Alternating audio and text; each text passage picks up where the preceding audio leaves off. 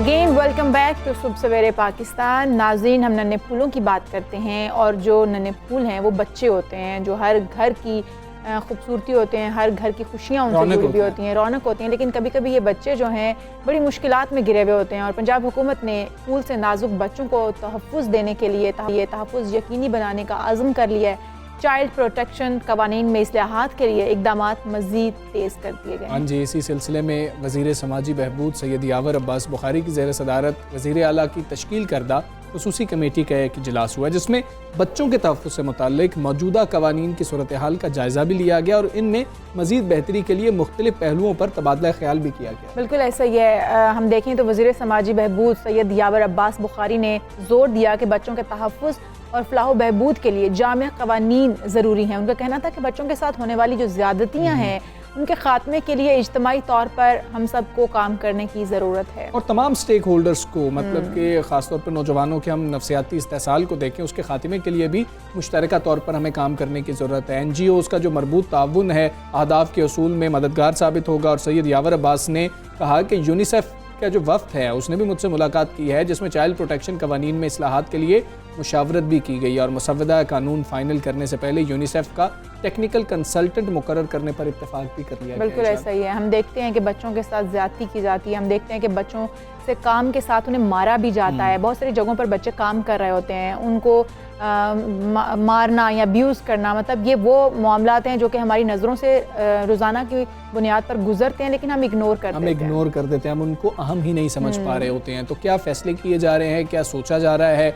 वज़ीर समाजी बहबूद पंजाब सैयद यावर अब्बास बुखारी साहब हमारे साथ। बुखारी साहब अस्सलाम वालेकुम, गुड मॉर्निंग। बच्चों के तहफ़्फ़ुज़ के हवाले से हमें ये बता दीजिएगा कि कौन कौन से नए कवानीन ज़ेर गौर हैं, किन में बेहतरी जो है लाई जाएगी?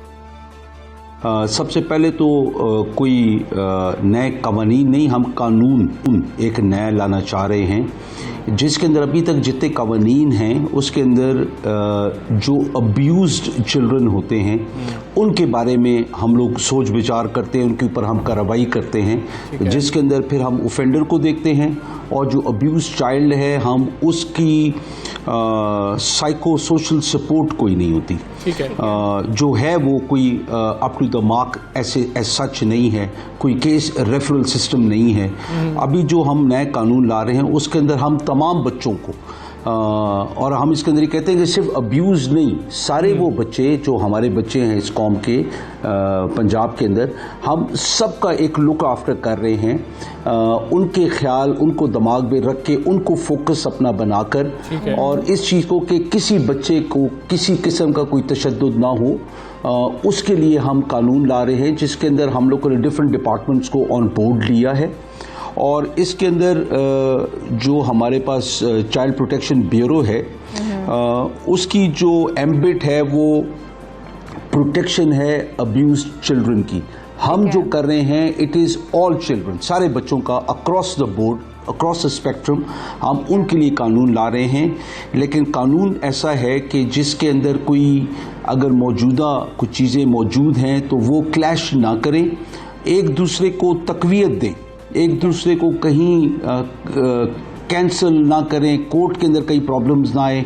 और उसके अंदर हम लोग जो हमारी सोच है कि हम लोग अगर कोई बच्चा खुदा न खास्ता, पहले तो हम सारे बच्चों की मॉनिटरिंग करें और अगर कोई बच्चा अब्यूज़ होता है तो वो केस रेफरल सिस्टम हम जिसको कहते हैं वो हो, जिसके अंदर नादरा कनेक्टेड होगा, पुलिस कनेक्टेड होगी, हमारा सोशल वेलफेयर का इदारा कनेक्टेड होगा।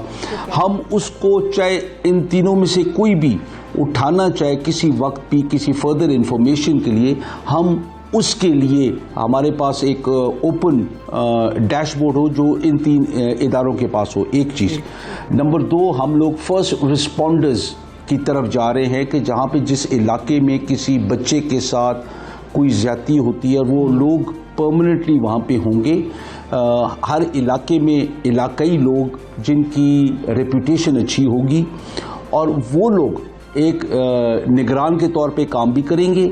और खुदा न खास्ता अगर किसी बच्चे के साथ किसी किस्म की कोई ज़्यादती होती है तो सबसे पहले, क्योंकि लोकल होंगे, उस इलाके के होंगे, रिस्पॉन्ड वो करेंगे। उस इलाके की एक किस्म की उसको कॉर्डन ऑफ करेंगे जब तक पुलिस पहुंचती है। ठीक है। तो ये हमारी, आपने कहा कि एक कानून आप ला रहे हैं जो पहले से मौजूद कवानीन का मजमुआ होगा, ठीक हो गया, लेकिन जो पहले से मौजूद कवानीन है उन पर अमल दरामद क्यों नहीं होता रहा, और फिर उन कवानीन में कौन सी ऐसी खामियां थी? देखिए, जो मौजूदा कानून है वो अब्यूज़ को डील करते हैं। जब एक चीज़ हो जाती है, एक अमल हो जाता है, उसके ऊपर देखा जाता है और वो फिर ऑफेंडर को सज़ा देने में लग जाता है, और बच्चे की जो साइको सोशल सपोर्ट है वो एज सच नहीं है। वहाँ पे जब बच्चे को आप सामने आ जाता है बच्चा, वो ज़िंदगी के लिए स्कार हो जाता है। हमने इसके तरीक़ाकार हम ऐसा करने की कोशिश कर रहे हैं कि जहाँ पे जिसको कहते हैं बच्चे का जब नाम आता है, उसके इलाके का नाम आता है, उसके वालिदैन का आता है, तो ये एक स्टिग्मा है सोसाइटी में जहाँ पे बच्चे को फिर बाकी ज़िंदगी भी तो गुजारनी है। तो उसके अंदर नफसियाती मरीज़ ना बन जाए बच्चा। बच्चे को हम जितना प्रोटेक्ट कर सकते हैं हम प्रोटेक्ट करें। किसी इलाके के अंदर अगर हमें कोई ऐसा नोन चाइल्ड अब्यूज़र या ऑफेंडर किसी इलाके में होता है तो उसकी निशानदेही भी करना, ये हम वो काम करने की कोशिश कर रहे हैं। मैंने आपको पहले भी कहा कि जो डेवलप्ड वर्ल्ड में हो रहा है, हम लोग ये नहीं कि हम उनको कॉपी पेस्ट करें, हम ज़रूर उनकी जो कानून है, कवानीन है उनके, हम उससे फ़ायदा ज़रूर उठा रहे हैं, लेकिन हम अपनी सकाफ़त को देख रहे हैं, हम अपने मजहबी लिहाज से हम उसका सहारा लेंगे। हर वो काम करेंगे कि जहाँ पे हमारे लोग एक्सेप्ट भी करें और उसके नताइज आए। एक्सेप्ट करना वो चीज़ है कि जब नतीजा आना शुरू होता है लोग कहते हैं वाकई काम अच्छा हो रहा है, तो हम उस नतीजे की तरफ जा रहे हैं कि जहाँ पे हमारे बच्चों का वेलफेयर को हम प्रॉपर तरीके से लुक आफ्टर कर सकें। ठीक है बुखारी साहब, ये भी बताइएगा, हमारे मुल्क में कवानीन बनते हैं, उसकी इम्प्लीमेंटेशन के ऊपर सवालात भी उठते हैं और अमल दरामद जो है हो भी नहीं रहा होता, इसको आप कैसे इंश्योर करेंगे? देखिए, इसको क्योंकि आप अगर ministry of social welfare and Baitul Mal को अगर आप देखते हैं, हमारा जो ऑर्गेनोग्राम है, जो हमारी कॉन्स्टिट्यूशन है, हमारे जितनी मैन पावर है, हमारे जितने ऑफिसर्स हैं, हमारे जितने वर्कर्स हैं, वो हर तहसील लेवल पे हैं। तो एक बहुत खूबसूरत ऑर्गेनाइजेशन मौजूद है। इसके अंदर हमने सिर्फ क्या करना है कि इसके अंदर स्किल अपग्रेडेशन अपने ह्यूमन रिसोर्स की करनी है, अपने बंदों की, अपने ऑफिसर्स की। उनको हमने स्पेशल ट्रेनिंग्स देनी है जो बड़ी आसान है। हमारे पास अपना इंस्टीट्यूट है, हमारे पास डिविजनल लेवल पे अपने इंस्टीट्यूट्स हैं। हमारे पास जितने प्रोग्राम्स चल रहे हैं, आप किसी को भी देखें, चाहे दारुल अमान को देखें, चाहे मॉडल चिल्ड्रन होम्स को देखें, जिनको आप यतीम खाना कहते हैं, हम मॉडल चिल्ड्रन होम कहते हैं। आप जो बेसहारा औरतें जिनके ऊपर तशद्दुद होता है, उसको लोग जो कुछ भी कहें हम उसको दारुल अमान कहते हैं। और फिर इस तरीके से हमारे वो बच्चे जिससे अल्लाह पाक ने किसी न किसी कुव्वत छीनी है और उनको इम्तिहान में डाला है, उनके जो रिहैबिलिटेशन सेंटर्स है वो हमारे पास है। तो ये वो सारी चीज़ें हैं कि जो हमारे पास मौजूद है, हमारे पास एक्सपीरियंस है। हम इसके अलावा जो एक कदम आगे जा रहे हैं, हम एक वर्किंग ग्रुप बना रहे हैं अपने ही इदारे के अंदर चिल्ड्रन वेलफेयर के हवाले से, जिसके अंदर हम हर चीज़ की निशानदेही करके और फिर उसको जो हमारी कमेटी, मैंने कल एक सब कमेटी बनाई है जिसके अंदर होम शामिल है, चाइल्ड प्रोटेक्शन ब्यूरो शामिल है, जिसके अंदर आपका लेजिस्लेशन वाले शामिल हैं, आपके प्रोसिक्यूशन वाले शामिल हैं, आपके लेबर वाले शामिल हैं, फिर आखिर में हमारे DG and secretary social welfare के शामिल हैं। तो सब कमेटी को सेक्रेटरी सोशल वेलफेयर हेड करके इस कानून को मैंने इनको 2 हफ्ते दिए हैं कि 2 हफ्ते के अंदर अंदर हमें वो कानून चाहिए कि जहाँ पे हम अपने बच्चों की अक्रॉस द बोर्ड हिफाजत कर सके, हम उनके मुहाफिज बने। बच्चों का इस्तेसाल कम करने के लिए एनजीओज कितना अपना किरदार अदा कर रही हैं और कर सकती हैं? एनजीओज का एक बहुत भरपूर और बहुत इम्पोर्टेंट रोल है। वो इस तरीके से कि मैं एग्जांपल्स आपको देता हूँ कि हमारे पास एक एनजीओ है जो हमारा एक यहाँ पे इदारा चला रहा है, चिल्ड्रन होम, जो हमारे यतीम बच्चे होते हैं उनका। आप उस एनजीओ की कारकर्दगी देखें तो इंसान को फ़ख्र होता है। वो ऐसे ऐसे काम कर रहे हैं, बच्चों को ऐसा एबल कर रहे हैं। लाहौर में ही है वो इदारा, और इस खूबसूरती से वो लोग काम कर रहे हैं कि बंदे को जाके मज़ा आता है और वो फिर यकीन होता है कि अभी तक अच्छे इंसान इस दुनिया में मौजूद है। उसके अलावा हमारे पास एक जर्मन NGO है जो हमारे लोग जो बोलने से और सुनने से माजूर हैं उनको न्यू स्किल, उनको पढ़ाते लिखाते हैं, फिर उनको स्किल सिखाते हैं। और वो NGO इस वक्त 100 बच्चों को सिलाई की स्किल सिखा के, और वो बच्चे जो ट्राउज़र्स सी रहे हैं, जिनको हम पतलूने कहते हैं, वो सी रहे हैं, वो एक्सपोर्ट हो रही है। ये वो बच्चे सी रहे हैं जो बोलने से और सुनने से माजूर हैं। हमारी पनाहगाहें आप देख लें, हमारे मील्स ऑन व्हील्स आप देख लें, बहुत सारी चीज़ें हैं जो सोशल वेलफेयर कर रहे हैं। क्योंकि जब वेलफेयर का नाम इस्तेमाल होता है तो वो एक ब्रॉड टर्म है जिसके अंदर हर किसी की भलाई के लिए वो कानून लाए जाते हैं कि जो एक मखसूस उम्र के लोगों के लिए नहीं होते, वो हर उम्र के लोगों के लिए होते हैं, और एक मखसूस बच्चों के तबके के लिए नहीं होते, हर बच्चे के लिए होते हैं। हम जो बात करने की कोशिश करें, जो नए कानून ला रहे हैं और उसके ऊपर डिस्कशन डिलिब्रेशंस चल रही हैं, तकरीबन तैयार भी है, उसके अंदर हम कहते हैं कि हर बच्चे की हिफाजत करना स्टेट का फ़र्ज़ है, क्योंकि ये हमारा मुस्तकबिल है और ये सबसे एक कीमती असासा हमारे बच्चे हैं। ठीक है यावर बुखारी साहब, बहुत शुक्रिया आपका। सुबह सवेरे पाकिस्तान से आप बात कर रहे थे, बच्चों का तहफ़्फ़ुज़ करना बहुत ज़्यादा ज़रूरी है, और हम यही उम्मीद करते हैं कि जिस वक्त कोई कानून बन जाए उसकी इम्प्लीमेंटेशन के लिए भी उतनी ही मेहनत करनी चाहिए जब कानून बनाने के लिए हम मेहनत। बिल्कुल ऐसा ही हमें अपने बच्चों को भी ट्रेन करना चाहिए ताकि बच्चे खुद से अपना तहफ़्फ़ुज़ जो है वो यकीनी बना सकें। हमजा, मैंने एक सोशल मीडिया पर एक वीडियो देखी, वो मैं आपसे शेयर करती हूँ, बल्कि नाज़रीन से भी शेयर करती हूँ। एक बच्ची को एक आदमी पकड़ कर ले जा रहा होता है और बच्ची बड़ी खामोशी से जा रही होती है, ठीक है। एक मॉल के अंदर से वो गुजर रहे होते हैं और बच्ची बड़ी मतलब अच्छे वो खामोशी से, उसके जेस्चर ऐसे थे, बिल्कुल खामोश बच्ची, जैसे मुतमईन तरीके से जा रही है, बिल्कुल जैसे जानती है वो जा रही थी। उसने उसके पास से एक लेडी गुजरती है, उसको क्रॉस करती है, जिसने एक छोटा सा बच्चा उठाया हुआ होता है और उसके हाथ में फीडर बॉटल होती है जो उसको फीड कराने के लिए होती है। वो क्या करती है, बच्ची हाथ से उसको मतलब हिट करके उसकी बॉटल जो है वो गिरा देती है। बच्ची जब बॉटल गिराती है तो वो खातून उठकर उसको बॉटल को झुककर उठाती है और फिर उस बच्ची को गुस्से से उस बच्ची की तरफ देखती है। अब बच्ची का हाथ उसकी बैक पर जाता है और वो बैक पे जाके कोई सिग्नल देती है, उसको हाथ से कोई सिग्नल देती है कि मुझे ज़बरदस्ती लेके जाया जा रहा है, खतरे का एक सिग्नल देती है, जो कि बच्ची को डेफिनेटली पता होगा कि यहाँ पेरेंट्स ने सिखाया होगा, किसी ने भी सिखाया होगा। और वो औरत क्या करती है, वो विद इन सेकेंड झपटती है, बच्ची को खींचती है, अपने बैक पे करती है और फिर उस लड़के को नंबर डायल करती है, जो भी वहाँ की जो सिक्योरिटी का नंबर होता है उसका डायल करके उसके सामने मोबाइल करती है कि मैं कॉल कर रही हूँ, पीछे हट जाना।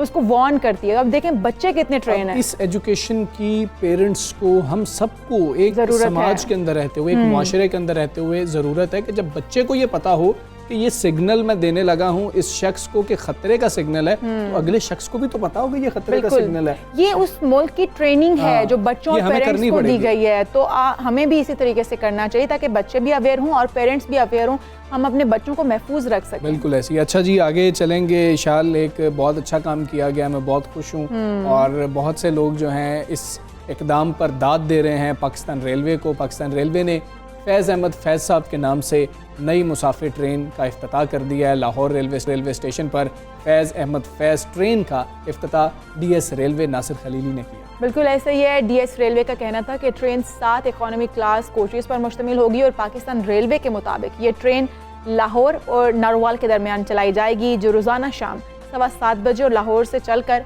रात 9 बजे तकरीबन 9:40 पर नारोवाल पहुँच जाया करेगी। अच्छा, नारोवाल से ये ट्रेन सुबह 5:30 बजे रवाना होगी और 7:55 पर ये लाहौर पहुंचा करेगी। क्या ही अच्छी बात है। मतलब फैज़ अहमद फैज़ साहब के नाम से ट्रेन चलाना ये बहुत अच्छी बात है। हमें अपने हीरोज़ को, अच्छा अगर हम बात करें, अगर मतलब हम मुख्तलिफ शायर हज़रात हैं उनसे बात भी करें, तो फैज़ अहमद फैज़ साहब को जो पाकिस्तान के अंदर मकाम हासिल है, ख़ास तौर पर पाकिस्तान बनने के बाद सबसे बड़े शायर होने का उनको एजाज़ भी हासिल है। और फैज़ अहमद फैज़ साहब की गज़ल हो, फैज़ अहमद फैज़ साहब की नज़्म हो, बहुत सराहा जाता है। तो हुकूमती सतह पर, इदारों की सतह पर इस तरह का काम होना और उनके नाम के साथ ट्रेन को मंसूब कर देना, बड़े बड़े लोग हैं, बाकी भी लोग हैं हमारे बड़े लोग जिनको पूरी दुनिया मानती है, तो हमें इसी तरीके से उनकी जो सर्विसेज हैं, उनकी जो खिदमात हैं, उनको एक्नॉलेज करना चाहिए, ताकि कल को एक बच्चा जब उस ट्रेन पे सफ़र कर रहा हो तो वो पूछे कि ये फैज़ अहमद फैज़ कौन थे, तो फिर उसके वालिदैन उस बच्चे को बताएंगे जी कि फैज़ अहमद फैज़ साहब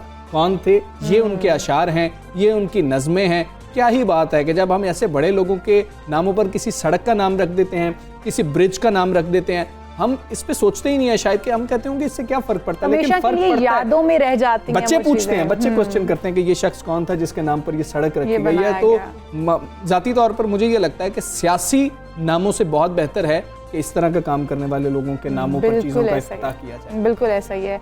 अब कुछ मेरे ख्याल में क्रिकेट की दुनिया की भी बात करेंगे। क्रिकेट की बात करेंगे, हमें तो समझ ही नहीं आ रहा, कंफ्यूजन दूर होने का नाम ही नहीं ले रही है। हाँ बिल्कुल, और इस वक्त कंफ्यूजन जो है वो चल रही है कि PSL 6 के बकाया मैचेस जो हैं वो उनका क्या शेड्यूल होगा, किस वक्त वो होंगे, जिनके इनकाद में हर रोज़ एक नई मुश्किलात आड़े आ जाती हैं। और हम देख रहे हैं कि अबू धाबी इंतज़ामिया है भारतीय ब्रॉडकास्टर्स की जो 10 रोज़ा करंतना पर बज़िद है, और फिर PCB इंतज़ामिया की मुतालिका हुकाम से भारतीय ब्रॉडकास्टर्स के 7 रोज़ा करंतना की दरख्वास्त भी की गई है।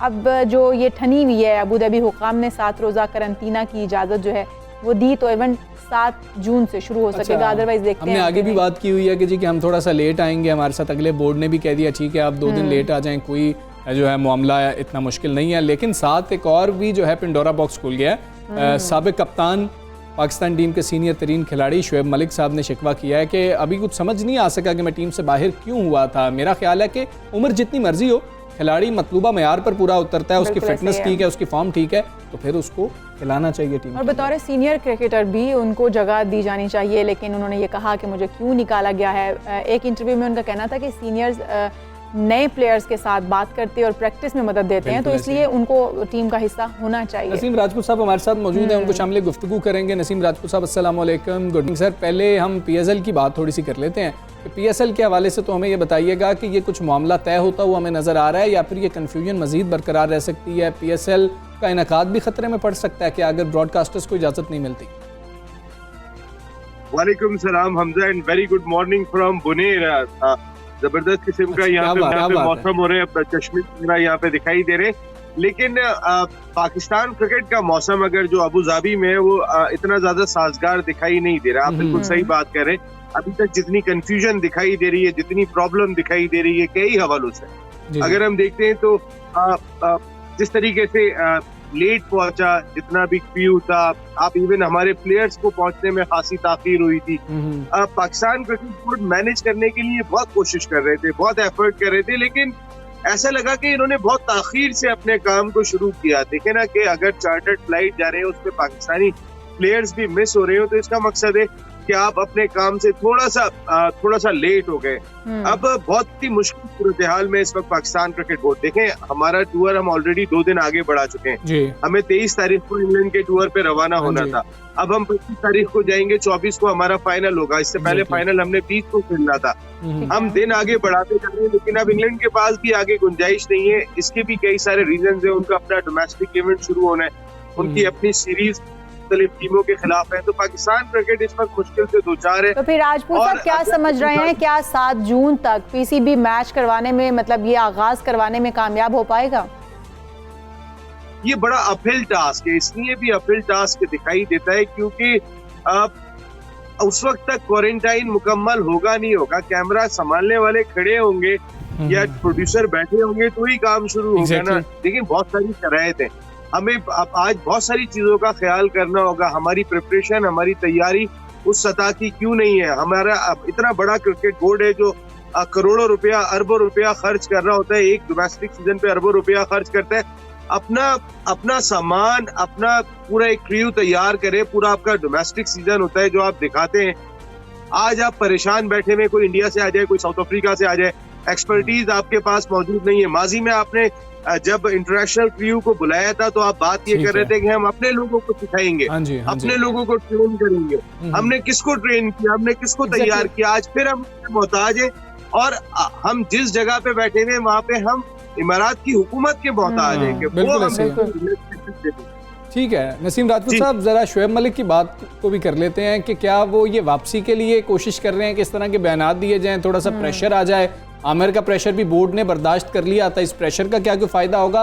बात तो वो दुरुस्त नहीं कर रहे कि आपको फिटनेस देखनी चाहिए T20 के लिए। अगर वो फिट आपको लगता है, मिडिल ऑर्डर आपका स्ट्रगल कर रहा है, तो मलिक की जगह बनती है। क्या उनको ऐसे बयान देने चाहिए? देखिए मलिक की जगह क्यों नहीं बनती है? आप अपना मिडिल ऑर्डर उठा के तो देखें हमजा, क्या हमारी परफॉर्मेंस दिखाई दे रही है। आप आसिफ को देख लें, आप इफ्तिखार को देख लें, जिनको आपने मौका दिया, आप दानिश अजीज को देख लें, उस तरीके से परफॉर्म नहीं कर सके, या मिडिल ऑर्डर जिस तरीके से परफॉर्म करना चाहिए था। और फिर आपने वर्ल्ड T20 खेलना है, आपके सामने इतना बड़ा टूर्नामेंट दिखाई दे रहे, आप अपने एक्सपीरियंस की जानिब जाना पड़ेगा आपको। बाकी शुएब मलिक देखिए ना, वसीम अकरम कह रहे हैं, वसीम अकरम से जब ये सवाल किया था, कह रहे मुझे नहीं अंदाजा है कि मोहम्मद आमिर को क्यों बाहर किया है, मोहम्मद आमिर को क्यों निकाला है, मैं तो आज तक खुद ये वाली बात नहीं समझ सका। हाँ जी। तो वो खुद ये कहने में दिखाई दे रहे हैं वसीम अकरम के आमिर क्यों बाहर हुए थे, शुएब मलिक क्यों बाहर हुए थे। देखिए अपनी पसंद ना पसंद और अपना चौधरीइज्म जो आपको चाहिए अपने ड्रेसिंग रूम के अंदर के सारे बच्चे बैठे हुए हो, पिन ड्रॉप साइलेंस, सारे चुप होके बैठ जाए, खड़े हो जाओ, खड़े बैठ जाओ, बैठ जाओ, ऐसा नहीं है। ये पाकिस्तान की क्रिकेट टीम है, यहाँ पे अगर किसी का एटीट्यूड है तो वो परफॉर्मर है, तो एक तो एटीट्यूड को एक तो कंट्रोल में रखते हुए एटीट्यूड दिखाए। और हमने सारे स्टार्स के एटीट्यूड देखे, कोई नए नहीं है ये, लेकिन आप सब बच्चा बना के ट्वीट करोगे, पिन ड्रॉप साइलेंस, देखो आवाज नहीं आनी चाहिए, बिल्कुल नापसंद नहीं। आपने पाकिस्तान की क्रिकेट को देखना है। नसीम राजपूत साहब, बहुत शुक्रिया आपका। सुबह सवेरे पाकिस्तान से आप बात कर, उम्मीद करते हैं कि जो टीम फाइनल जाएगी वो अच्छी टीम जाएगी। अच्छा इशाल, हम आगे बढ़ते हैं, PSL के स्केड्यूल का तो हम इंतजार करते ही रहेंगे। अक़वाम मुत्तहिदा के तहत साइकिल की अहमियत का आलमी दिन आज मनाया जा रहा है, हम उस पर भी बात करते हैं। साइकिल जो है वो आपको देखें तो माहौल दोस्त ज़राए मवासलात है और इस शऊर को हमें उजागर करना भी चाहिए। साइकिल को दोबारा सड़कों पर लाने के लिए डेनमार्क की मिसाल दी जाती है, जहाँ पर 50% बाशिंदे जो हैं वो साइकिल पर जाते हैं। हमजा, आप और मैं भी अपनी साइकिल खरीदते हैं और हम लोग भी जो है वो साइकिल पे आना जाना शुरू करते हैं। बहुत ही ज्यादा ज़रूरी है। एक्सरसाइज की एक्सरसाइज है, माहौल भी साफ रहेगा, कोई आलूदगी नहीं है उसकी वजह से। तो फिर आप ऐसा करें कि अपनी साइकिलें बाहर निकालें और आज के आलमी दिन में आप भी शामिल। ऐसा ही है, और हमें वैसे भी ऐसा माहौल बनाना चाहिए कि साइकिल पे आप सफ़र कर सकते हो, उनके लिए ट्रैक अलहदा होना चाहिए ताकि आसानी से वो अपनी स्पीड के तहत, जो कि इस वक्त मौजूद नहीं है हमारे रोड्स पर, मौजूद नहीं है। कुछ जगहों पर बनाया जा रहा है, कुछ पार्क्स में बना दिया जाता है, लेकिन फिर उसके ऊपर लोगों को समझ नहीं आती, लोग उसके ऊपर वॉक करना शुरू कर देते हैं, मजीद कुछ मसाइल आते हैं। ये हमें देखना होगा। आप देखें, अगर मेट्रोस बनाई जा रही हैं, इशाल, मेट्रोस बनाई जा रही हैं, उसके ऊपर आप बहस कर सकते हैं ज़रूरत थी या नहीं थी, लेकिन मेट्रोस का कल्चर होता क्या, लोग वहाँ पर अपनी बाइसिकल पे आते हैं, स्टैंड में खड़ी करते हैं, मेट्रो पे सफ़र करते हैं, आगे जाते हैं, फिर वापस आते हैं। ज़्यादा गाड़ियाँ नहीं चल रही होती हैं, ज़्यादा बाइक्स नहीं चल रही होती हैं, तो फिर पोल्यूशन भी नहीं होती, क्लाइमेट भी बेहतर। वैसे हमारा मशवरा यही है कि आप दफ्तर जाना है, स्कूल कॉलेजेस जाना है, तो आप साइकिल का इस्तेमाल ज़्यादा से ज़्यादा करें, माहौल दोस्त है। और हमें दीजिए इजाज़त, बहुत ख्याल रखिए, इंशाल्लाह कल फिर हाजिर होंगे। अल्लाह हाफ़िज़।